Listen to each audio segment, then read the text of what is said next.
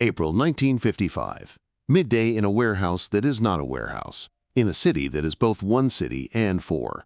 Outside, Berlin is a chessboard. British green, American blue, French gray, Soviet red. Inside, the air smells like cut timber and hot solder. Men in plain work coats bend over benches that look like they belong in a radio shop, not in a covert operation. A sign on the door says something innocuous about telecommunications maintenance. The men inside are technically telling the truth. Under the concrete, a chalk line runs to the border as straight as a promise. It ends beneath a road that crosses into the Soviet sector, then beneath a strip of grass, then beneath a set of cables that carry the Red Army's nervous system, orders from headquarters to barracks, logistics from depots to airfields, the grammar of a garrisoned empire. The line on the floor marks where a tunnel will be, and the tunnel will be ears. They call it Operation Gold. The British who helped invent it call their side Stopwatch. It is the kind of joint venture where both sides bring something. The Americans bring money, machines, and appetite. The British bring a memory from Vienna, how a small, clever tap on a Soviet line can turn into months of listening, turning gossip into maps. They bring the know-how to steal voices without being noticed. Together, they bring a belief that if you can hear an army think, you can prevent it from moving without warning. Berlin in 1955 is a stage with trapdoors. On the surface, there are trams and market stalls and people who have mastered the art of ignoring uniforms. Beneath it, there are tunnels with different kinds of traffic. A small team of engineers, officially a signal construction unit, has already measured the soil, the moisture, the way the ground settles if you breathe near it. Their job is to move the earth without asking the city for permission. They work at night. A drill bites cleanly because it was built to bore sewer mains, not history.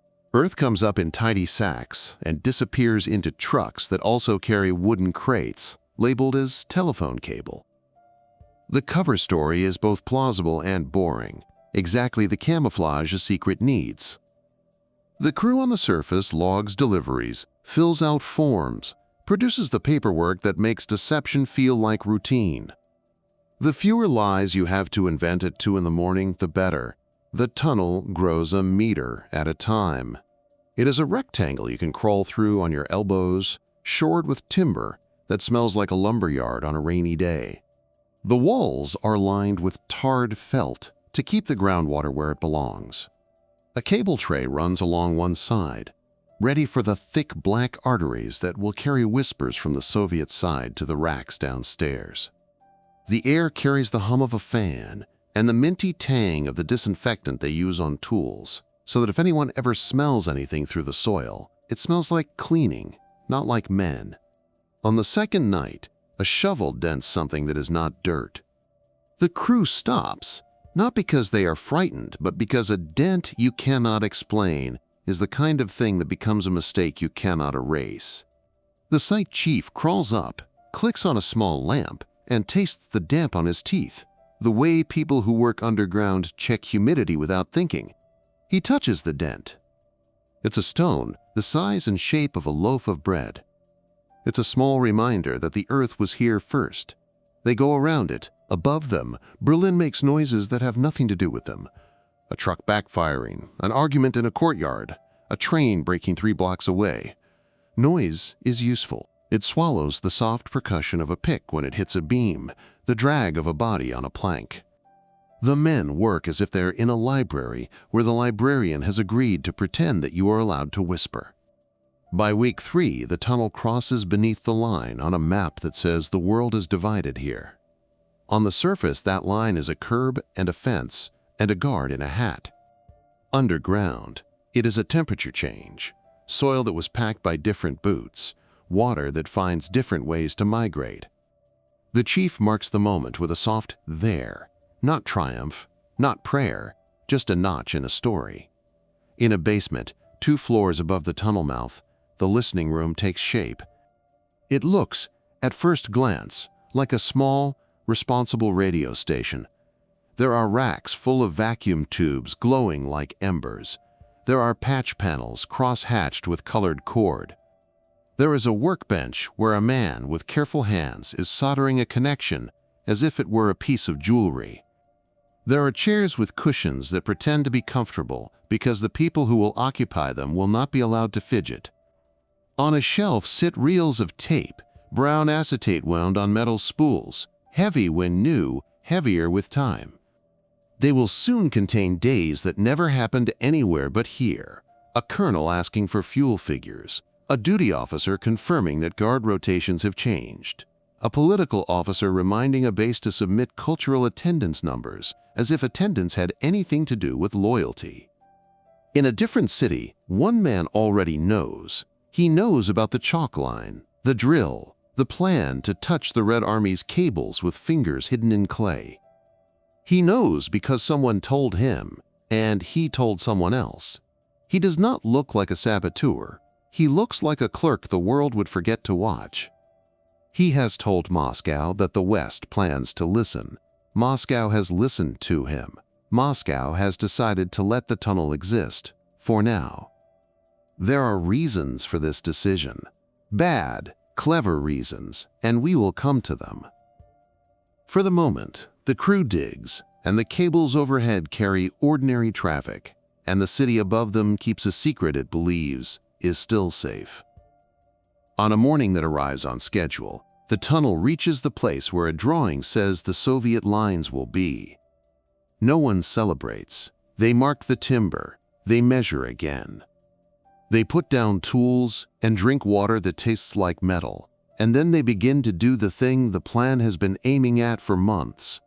They slide a sleeve around a cable that wasn't theirs yesterday and becomes theirs today, in a way that the cable will never know. Tapping head is a piece of engineering almost too modest to brag about. It creeps around the cable like a glove and listens through insulation that is not pierced. The current inside keeps moving as if nothing happened.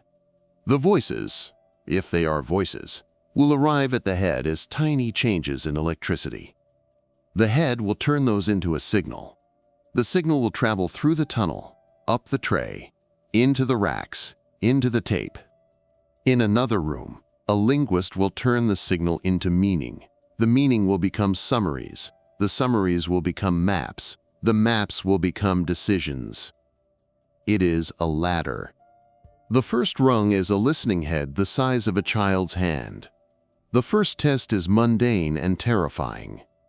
They choose a quiet hour when the cables are less busy but not empty. Silence is suspicious in its own way.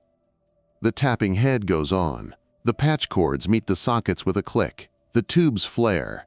The meters wake like eyes. A speaker that has been waiting all its life makes a sound. For a moment it is just a hiss. Then it shapes itself into a pattern that you can only hear if you have trained your ear to recognize human rhythm hiding inside wires. There is a voice. Male. The vowels have the flat authority of someone used to being obeyed without being loved. He says his call sign. He says repeat, slower, not because he cannot understand, but because he wants to hear the same obedience twice. Another voice reads numbers. You can tell by the cadence that they are not the kind of numbers that will end up in a poem. Fuel, rations, vehicle counts. It is logistics, war's pantry. There is more intelligence in a pantry than in a parade. The linguists, Americans and Britons, some of them born far from either, lean in. They do not smile. Smiling is for a movie. They begin to write. They have a diction that turns human speech into data without draining its meaning. They flag words that sound like names. They flag acronyms that are not in any book. They build glossaries the way other people build nests. Days develop a shape. The cables are busier in the morning, quieter at night, then weirdly busy again at hours when bases swap guard rotations. Saturdays have their own tone, a fatigue that sounds like men waiting for soup. Sundays sound like boredom pretending to be leisure. From the headquarters in Karlshorst, the voice that sounds like a heavy desk speaks in a register that suggests the desk is heavier on Mondays. The tunnel learns the weekly rhythm of an army it has never seen with its eyes. They do not just record, they translate into consequence. When a base mentions a sudden need for spare parts at a rate that does not match the season, someone in the room circles the note and writes, "Increased flight ops?" When a training range requests additional ammunition, and the request shows up in 3 different logbooks on the same day, someone writes, "Exercise prep likely." The tunnel does not see soldiers. It hears the echo soldiers make in supply. On a rainy afternoon, an excited voice spills a ream of details about rail schedules. He complains about wagons, about priorities, about what the commanders think of people who do not deliver on time. He is unimportant in every way a biography cares about. He is a jewel in every way a cryptologic summary cares about. The linguist who catches it scrawls faster than his training prefers. The analyst at the side table draws a grid that turns talking into a graph. The graph becomes a theory. The theory becomes a briefing, given in a room where the carpet looks like it cost more than the tunnel. Someone says useful. It is the kind of praise that lasts longer than applause. In the middle of a long night, a different kind of transmission forces everyone to sit up straighter.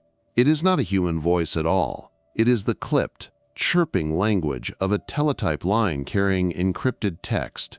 The tunnel is not built to break ciphers, but it does not have to. It only has to capture enough, long enough, and patterns announce themselves, even when meaning is stubborn. The ciphertechs arrive like field medics, carrying notepads and pencils with very hard leads. They listen to a machine singing and try to hear structure. Winter leans on Berlin. In the listening room, fur hats hang on a rack like animal heads. The radiator ticks like a metronome with ambition. Tape reels stand like round books on a shelf. Every so often a reel is full, and someone labels it with the kind of care more people reserve for children's names. The labels carry dates and times and words like air regged and transp and HQ so K that would look insane to anyone who hadn't been in this room for weeks. The tunnel holds. Engineers had worried that the soil would shift, that a tram's passing would settle a beam by half an inch and announce their presence to anyone who knew what to feel with his feet. It does not. It stays a quiet, patient throat under the city, carrying breath out of someone else's lungs. Above ground, propaganda has its own weather. Newspapers on the Soviet side carry stories about imperialist provocation. On the Western side, there are stories about civic improvements that do not happen anywhere except in columns written for foreigners. None of these stories have the power of a sentence spoken in annoyance from a sergeant to a lieutenant. The tunnel collects annoyance as if it were gold dust. The first crisis inside the room is not Soviet. It is mechanical. A switch on a rack blows with a pop and a smell that's halfway between burned sugar and regret. A tube goes dark. The sound in the headphones thins like a radio tuned too far. A technician who wears his calmness like a coat slides in, pulls the panel, swaps the tube, closes the panel, wipes his hands, and nods. Someone makes a note in the log that reads like a small poem. Tube 4B replaced. Normal restored. There is nothing heroic about it. The room needs that kind of nothing. The linguists grow sharper. You can hear it in the way they stop reaching for dictionaries and start reaching for habits. They can now tell which base is speaking from the way the operator slurs a certain consonant, the way a man turns a number into a sigh.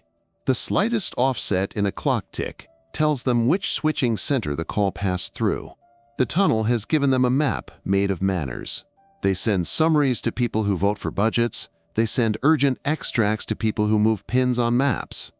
Every so often, they send a parcel to those rare rooms where you can hear the air get thinner because a future meeting is being decided. The parcel contains the kind of certainty that changes whether a bomber squadron is relocated, whether a convoy is delayed, whether a speech is written with less thunder. On a cold night, snow makes Berlin look like a city that has forgiven itself. The listening room knows better. There is nothing to forgive. There is only work.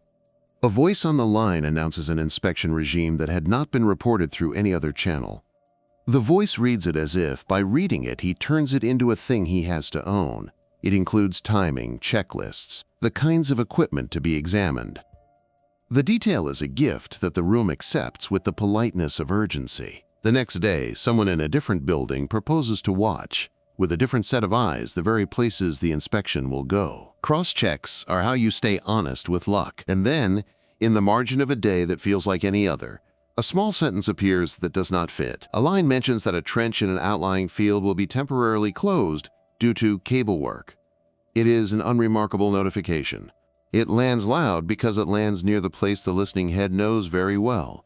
The analyst who reads it circles the word cable and draws an arrow to a date that is too close for coincidence. He does not panic. He puts the note on the chief's desk.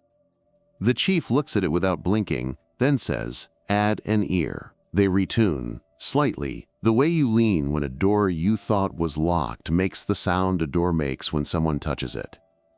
The tunnel keeps talking. A week goes by. Then another. The cable work does not happen where they feared. The alert remains a pencil underline that never becomes a word in bold. The chief writes monitor in the margin and draws a box around it. In another city, the man who told Moscow has told Moscow again. He has told them that the tunnel is now listening to cables that matter because the transcripts say so. He has told them precisely enough that they could stop it today. Moscow does not. It watches. It listens to the listeners. It hoards. It waits for a moment when stopping will matter more than letting it run. A spring thaw drips in the tunnel like a clock. The crew lays new felt where the old felt absorbed too much weather. They replace a beam that had taken on too much water and had started to bow the way old bones bow. The listening room runs on maintenance as much as on luck. The work is not glamorous. It is also not optional. Then comes a day when everything that has been routine feels a fraction too clean. The room registers it, even if it cannot define it. The cables sound the same. The voices do the same things. But the air in the building, yes, even underground, has the energy of a rumor thinking about becoming a fact. The chief tells everyone to keep logging with more ink than usual. He asks them to make notes about silences, not just sentences. He reminds them that you can learn as much from what a base stops saying as from what it says loudly. On the Soviet side, there is rain. Rain can be useful. It floods things. It reveals things. It excuses things. A day later, a Soviet work crew appears near a certain stretch of ground and begins to dig for repairs. They dig cleanly, efficiently, with the calm of men who are not surprised by what they're going to find. The next hour will decide what the world learns. The listening room knows only that the meters are normal, the reels are turning, and the tunnel is doing what it has done for months. Listening to the Red Army be itself. Before we go there, before spades meet wood and a city learns a new word for theater, stay with the reason this was ever worth the risk. For months, the tunnel has turned anonymity into intelligence. It has shown how power sounds when it is talking to itself. That sound is not dramatic. It is precise, maddening, continuous. It is an officer asking why a truck has not arrived. It is a quartermaster listing pallets as if the numbers themselves would become food. It is a base commander telling a political officer that the concert attendance was satisfactory, the same way he would report fuel stocks satisfactory. Because in his life, culture and gasoline are both logistics. In the files upstairs, there are summaries that could have only been written by a room like this. They chart when fighter regiments stand up on alert and when they relax. They map the heartbeat of signal centers that pretend their pulse never changes. They show that an exercise announced to the world as defensive in tone will in practice rehearse very specific things that would only matter if you were preparing to do something offensive. Nobody in this room fears their own certainty. They fear, instead, the day when someone decides to make certainty useless by ripping up the floor. The day arrives with mud on boots. Men in gray-green coats, on the other side, put shovels into ground that has been instructed to misbehave. Within minutes they find something that does not look like a root. They find a beam. They find the idea that a city's soil had been holding its breath. Then they find the sleeve around a cable. The sleeve is polite engineering. In the newspapers tomorrow, it will be a crime. The telephone rings in the listening room with a sound that has never been allowed to mean panic. The voice on the line is steady. He uses a sentence structure everyone knows. You should come see this. The chief stands. He does not run. Running makes noise. He moves as if he is late to a meeting no one else will attend. He crosses a hall that smells like oil and paper. He enters a room where the meters are still alive, but the air is thinner than it should be. He hears the tape hissing, the sound of time being saved for later. He knows, without looking, that later just acquired a headline. We will stand there in a moment, inside the discovery, inside the photographs, inside the staged outrage, and the quiet calculations behind it. We will look directly at the face of the man whose words made this day inevitable and ask what it costs to tell a secret to the wrong parent. But for now, in this last breath before the world learns a new stage trick, hold the room as it has been, tubes glowing, pencils working, voices crossing a line they did not know they had crossed. Hold the city as it has been, ordinary noises on the surface, extraordinary patience below it. Hold the truth as it is about to become, the story of a tunnel that listened to an army until the army decided to speak back with shovels. They did not shout when they found it. They didn't need to. A shovel blade rang against timber, the kind of hollow, too clean tone that soil never makes by itself, and the men in gray-green coats knew they were no longer digging a hole. They were opening a stage. Within minutes, the square of ground was a geometry of purpose. Safety flags, a perimeter of rifles carried at that deliberate angle that says the rifles are for show and for use. A foreman in a rubberized coat wiped mud from a beam and looked down into a wooden throat that had no business existing under a Soviet street. He didn't smile. He made a call. And across the city, in rooms that were not supposed to have names, phones began to ring. On our side, the first sign was silence. In the listening room, the line that usually carried a steady chatter of numbers and clipped syllables went as flat and featureless as a winter lake. The tech at the rack tapped a meter with a fingernail, once, twice, like a doctor working a reflex. The needle didn't move. The linguist took off his headphones and didn't set them down so much as place them, as if carefulness could keep a thing alive. The chief came in quietly, because people who have to say hard sentences choose their volume. He looked at the empty tape path and the square of brown that would not fill. He didn't ask what happened. That's a question for rooms that still believe questions can change the news. He asked, how long? The answer was honest. 3 minutes. Then nothing. In the tunnel, water began to trickle onto wood from shovels that had sliced the city's skin. On the surface, trucks arrived that did not carry repair crews. These trucks carried men who learned to say less by watching their supervisors speak without moving their mouths. A cordon expanded, and then a second one, which is how you tell the neighborhood, this is bigger than a cable fault. They opened the ground the way a surgeon opens a patient who never signed a form. What they found would later be photographed from a dozen angles. A timbered shaft running arrow true under a strip of grass, a wooden door, cable trays and neatly laced wires, a cuff-like device hugging a Soviet cable with the intimacy of intelligent theft. There were no pistols or microfilm or poison. There was patience, engineering, and an unmistakable intention. To listen. The decision in Moscow had been made long before this morning. Months ago, a man in a different city had told them what we were building. He had told them early enough to stop it in its first meter. They had not. They had decided to wait, to learn how we learned, to measure our appetite, to feed the tunnel with ordinary truths, and occasionally with curated ones. They chose, for reasons that were both clever and cruel, to let the ears grow until ripping them out would deliver a headline. This was the day they wanted the headline. The uniformed men at the site did their work in 2 layers. On the top layer, they made a spectacle. Cameras arrived, East German, Soviet, and the kind of neutral lenses that knew exactly which side would process their film by nightfall. A spokesman with careful hair used words like aggression and shameless and proof. He pointed his gloved hand at the wooden ribs and named them an insult to sovereignty. He explained the listening head to a reporter who already had his quote, as if explaining it out loud could make the physics treasonous. On the second layer, a quieter crew traced every lead and bracket like accountants, doing an audit in a foreign currency. They cataloged the tapping heads, the relay boxes, the by-the-book workmanship, the absence of mess.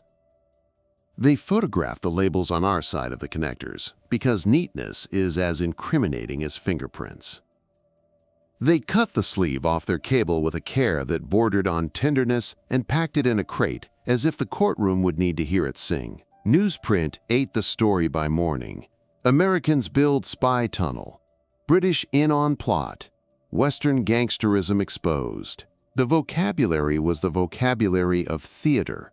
Big nouns, simple verbs, adjectives that shook you by the lapels. There were pictures of the shaft with its neat carpentry. There were pictures of grinning soldiers holding up a section of cable, as if it were a snake coaxed out from under a porch.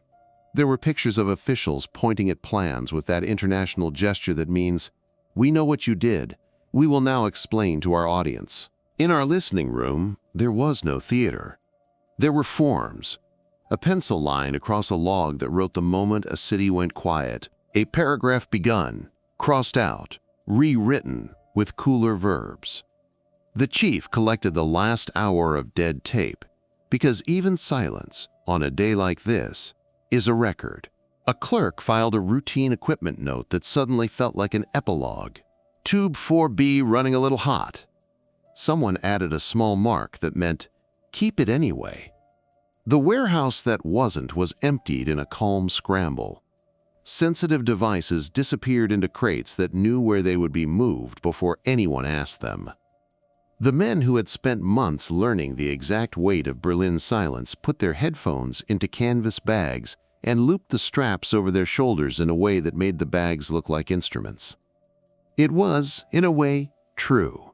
Back under the grass, the wooden frame that had held up weeks of listening cracked under deliberate boots.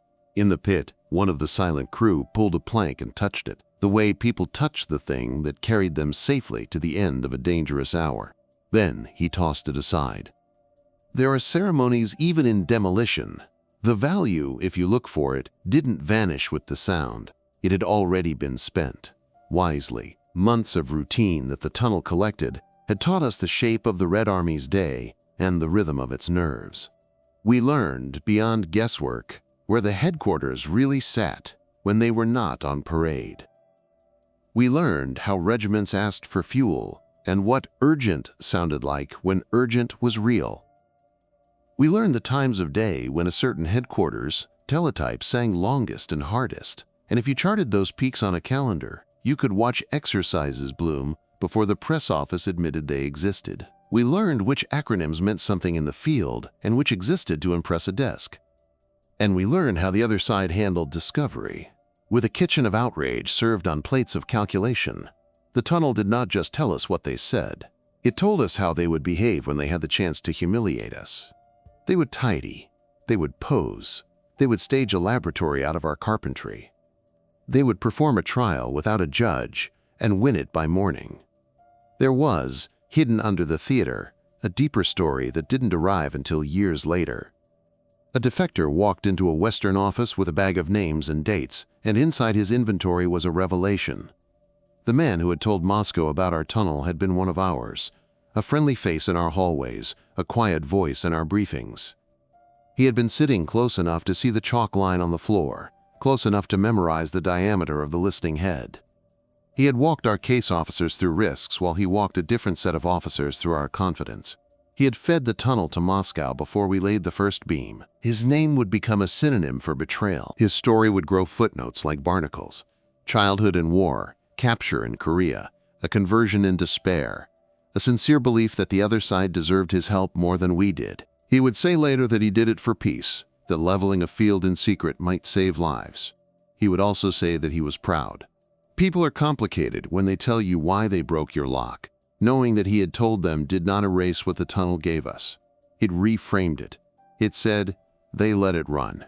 It said, They measured us while we measured them. It said, even when a secret is not a secret to the enemy, a secret can still be a classroom.